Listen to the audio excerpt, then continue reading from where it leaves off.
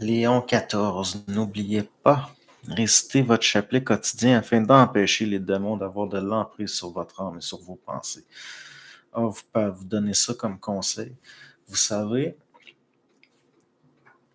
maintenant, une étape où l'être humain va devenir plus habile et intégrer du réel, justement, il va falloir qu'il intègre sa propre autorité.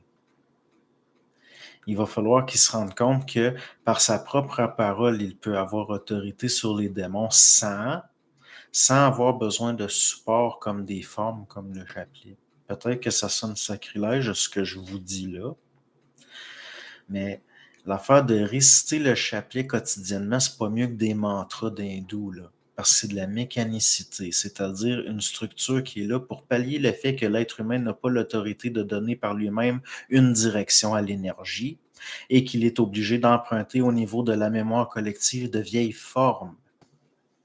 Donc, moi j'en appelle à aller même au-delà de ça. Comme ça, il n'y aura pas besoin de répétition pour tenir les démons éloignés. Ils vont se tenir éloignés d'eux-mêmes. Comprenez-vous, là? Parce que là, n'oubliez pas de rester votre chapelet quotidien, là. Ça, c'est de l'esclavage. C'est toujours à recommencer. Alors que la lumière n'est pas censée se tarir en vous et se renouveler de par elle-même.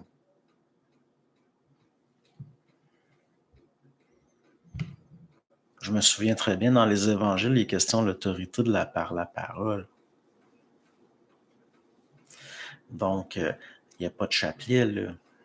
Moi, je me souviens pas avoir vu de chapelet dans les évangiles. Ça, le chapelet, c'est un outil liturgique qui vient avec la doctrine apostolique romaine catholique. Donc, ça vient pas de l'évangile, là. Moi, mon Jésus à moi, c'est le Jésus dans les évangiles. C'est mon référent. Parce que là, l'affaire, là, on va être clair, là, il y a une grande différence entre le christianisme et le catholicisme, à mes yeux. Dans le sens que si l'un fait partie de l'autre, l'autre ne fait pas partie de l'un nécessairement. Dans le sens que l'hégémonie qui est vue par le catholicisme ne peut pas faire autrement que de se nuire. Comprenez, dans l'Apocalypse, à un moment donné, il y a une putain couverte de joyaux qui se réjouit de versement du sang des saints, qui tient un calice rempli d'immondices, puis la putain est couverte de pierreries.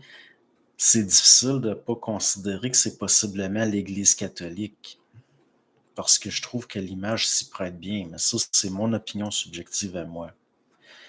Mais l'Église catholique, moi, je l'ai de travers. Je veux dire, jamais je vais aller contre, puis je ne vais pas non plus faire une sorte de prosélytisme à l'envers, dans le sens que je considère que les gens qui sont là-dedans, c'est correct. Puis je considère que ça peut être un grand secours pour beaucoup de monde.